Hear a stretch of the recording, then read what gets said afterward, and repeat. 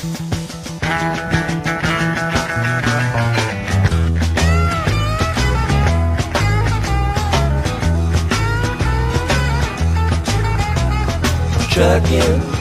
got my chips cashed in. Keep trucking, like the Doodah Man. Good morning, Russ, and welcome to spring break. We are driving down the I-5. It's wet, and we were in the lineup for an hour, but we had no hassle, which is great considering we have all this stuff in the back of our vehicle. And I was like, oh, we have hatchets and knives and gas, but yeah, we got through, filled up. Now we're making our way through wet Washington. Hopefully we get through the Sonoma Pass easily, and we are planning on having lunch in At the Snoqualmie Brewery and Tap Room. That's right. Driving down the I-5, headed south. After a delicious lunch of pizza and splitting a tasting flight of beer, we headed out of Snoqualmie and then back on the road to Yakima.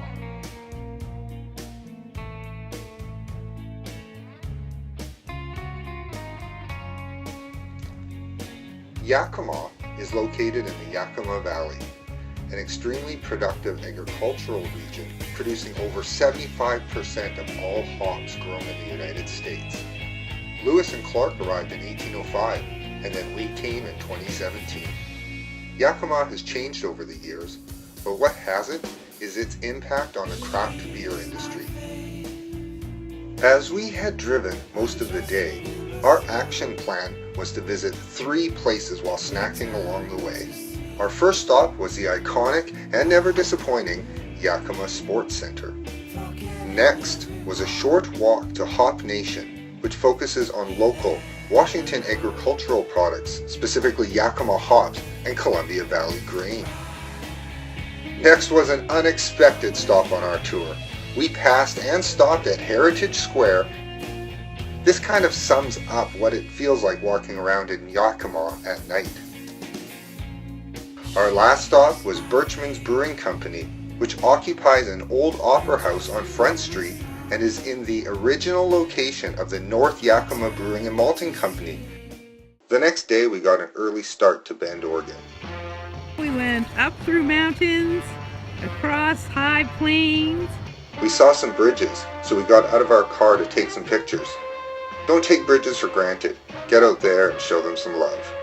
Bend was on our list because it's a craft beer mecca, set up to share their spoils with cozy and interesting breweries scattered throughout the city, but many within walking distance of downtown. We booked a brewery tour, and our amazing guide Courtney took us to 4 local breweries. Our first stop was Craft Kitchen and Brewery, perched a stone's throw from the Deschutes River in the Old Mill District. It not only had a delicious black lager, but very tasty brisket. Next was Worthy Brewing. This brewery is building scale with lots of room for expansion. They even have a centrifuge to filter their beer. They also partner with a local college to develop new strains of hops.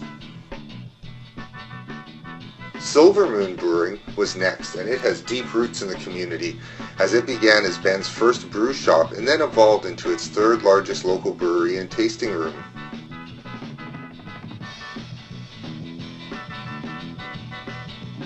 Our final stop was the Bend Brewing Company, one of the oldest breweries in Bend. They had a noteworthy sour.